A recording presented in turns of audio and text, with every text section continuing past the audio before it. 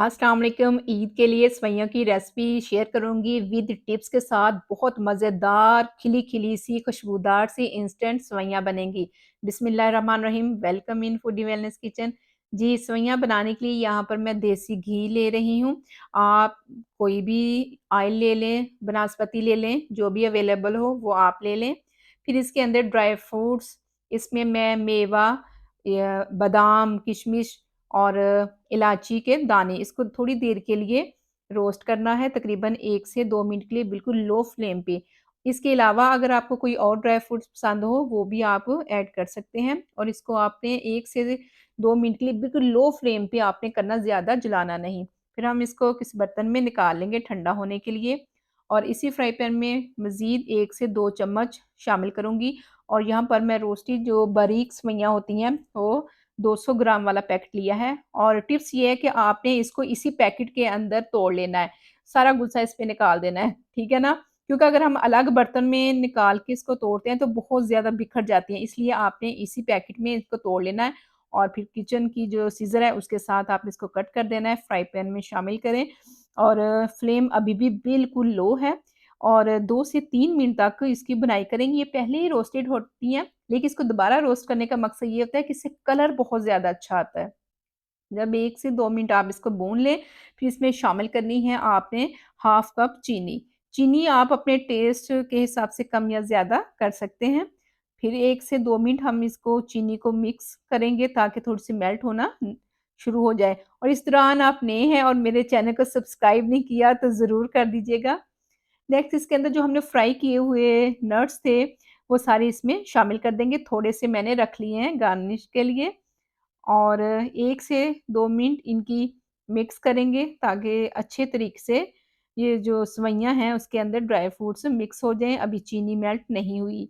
जी, जब मिक्सिंग ख़त्म हो जाए तो फिर इसके अंदर हम शामिल करेंगे तकरीबन हाफ कप यानी 1/4 कप पानी का शामिल करना है और फिर इसको ढक्कन दे के आपने 5 से 6 मिनट के लिए आपने इसको दम लगाना है। इसके बाद इसमें 2 से 3 ड्रॉप्स जो मैं है वो वनीला एसेंस के डाल रही हूँ।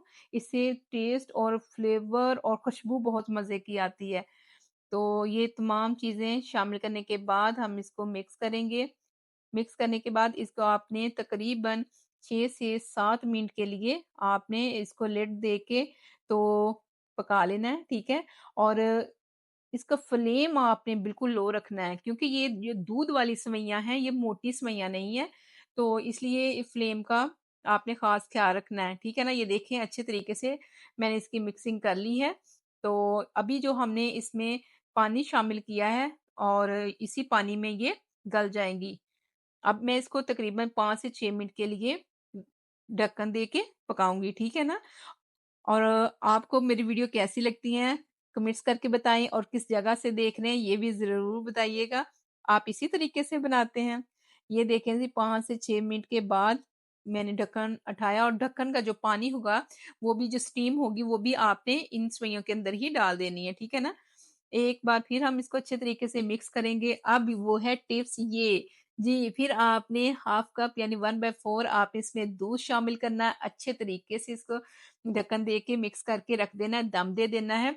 इससे इतनी ज़बरदस्त माशाल्लाह ए1 खिली-खिली सी और खुशबूदार सी सेवइयाँ बनेंगी, बिल्कुल अलग-अलग होंगी। और इसके बाद जो मैंने अलग किए हुए थे नट्स वो इसमें शामिल कर देंगे, गार्निशिंग कर देंगे और ये देखिए जी माशाल्लाह ईद पे आप ये ज़रूर ट्राई कीजिएगा और मुझे फीडबैक देना कि आपको कैसे लगी? क्या आपकी सेवइयाँ भी इसी तरह से खिली-खिली और खुशबूदार बनती हैं?